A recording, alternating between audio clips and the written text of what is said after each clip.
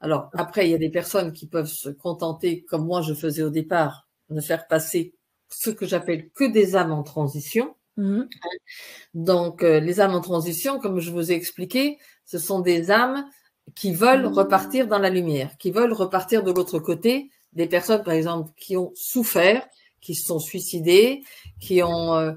c'est pas des âmes qui veulent vous faire du mal. Ce sont des âmes qui sont perdues, qui sont en chemin vers la lumière et qui veulent repartir vers la lumière et qui ne demandent que de l'aide aux vivants. Donc là, tout le monde peut faire passer ces âmes-là. Ça, oui. Après, tout ce qui est âme, ce que j'appelle les âmes perdues, les âmes, les entités cachées, les entités obsessionnelles, ces âmes-là, il faut faire attention.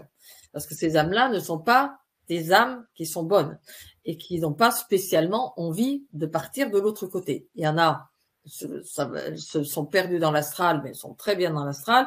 Et les obsessionnels, ce sont des âmes qui restent sur vous ou d'une vie karmique, ou quelqu'un qui vous a fait du vaudou, qui vous a fait des magies, qui vous a envoyé des entités mauvaises sur vous.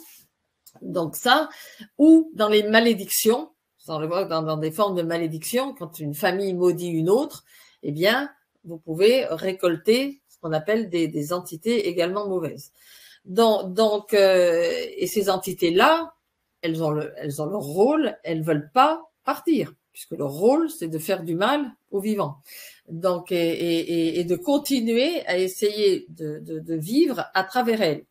Et il y a les entités aussi qui sont complètement perdues, ce que j'appelle perdues, c'est pour ça qu'il y a plein d'entités possibles et imaginables. Les perdues, c'est en général celles qui vont vous faire avoir des addictions.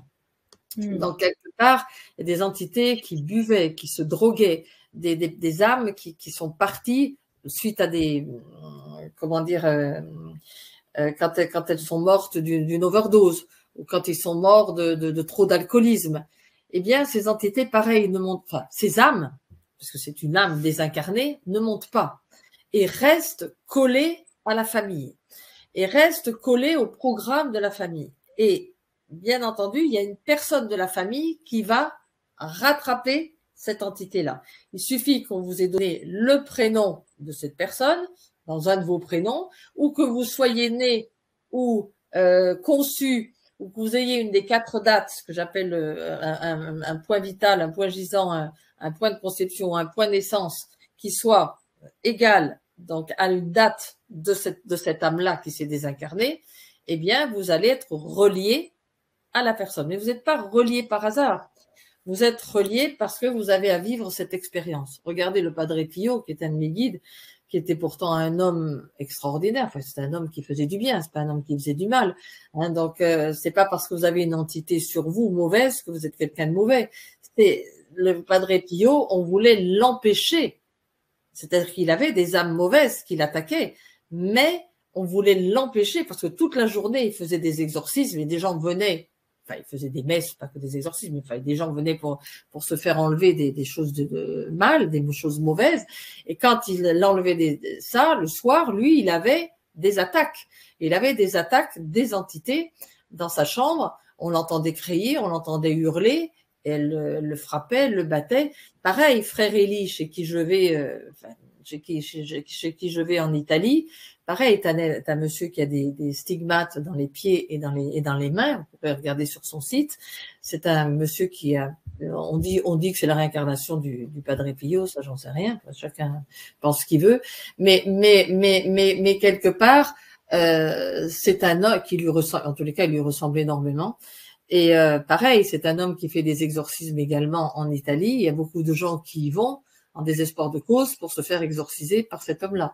Donc quelque part, il faut pas tout confondre. C'est-à-dire que vraiment, il y a beaucoup de personnes, oui, qui peuvent être passeurs d'âme, en effet, pour pouvoir faire passer les âmes donc en transition, celles qui veulent partir vers la lumière.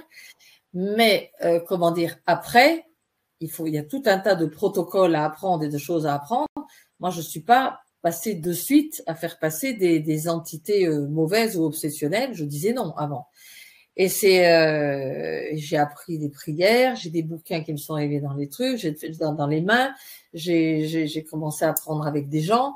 qui sont dans le domaine, quand j'ai commencé à faire, et puis j'avais de plus en plus de personnes là-dedans.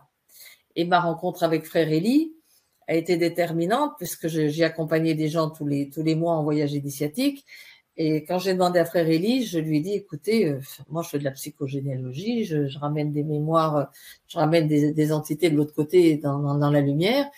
Enfin, c'est des âmes qui veulent bien partir. Maintenant, je dis, j'ai que des gens qui viennent pour des exorcismes. Je dis, moi, je suis pas exorciste, et qui me demandent d'enlever des malédictions, qui me demandent d'enlever des entités obsessionnelles. Et j'en rencontre sur des personnes. Et il me dit, mais mon petit, si le Seigneur, il vous a envoyé ça, c'est que vous êtes capable de le faire. Il me dit simplement, ayez la foi, accrochez-vous. Il me dit, vous croyez que moi, j'ai demandé à être stigmatisé et à être là, et vous croyez que je sais, moi, ce que je vais dire à chaque personne qui vient ici me voir. Et il m'a dit, si vraiment des gens viennent vers vous pour ça, c'est que vous êtes capable de le faire. Il m'a dit, donc faites-le. Alors, je dis, ok, bon, pour moi, j'avais sa bénédiction, quoi.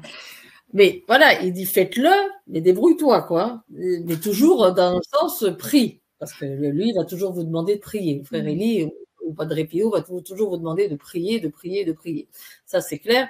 Si vous êtes exorciste, vous allez avoir à prier. Et des prières, vous allez avoir à en faire. Ça, c'est clair. Et pas n'importe lesquelles. Pas n'importe lesquelles. Après, comme je veux dire, en tant que passeur d'âme, je l'ai été longtemps. Je l'ai été longtemps pour toutes ces entités qui demandent à monter dans la lumière.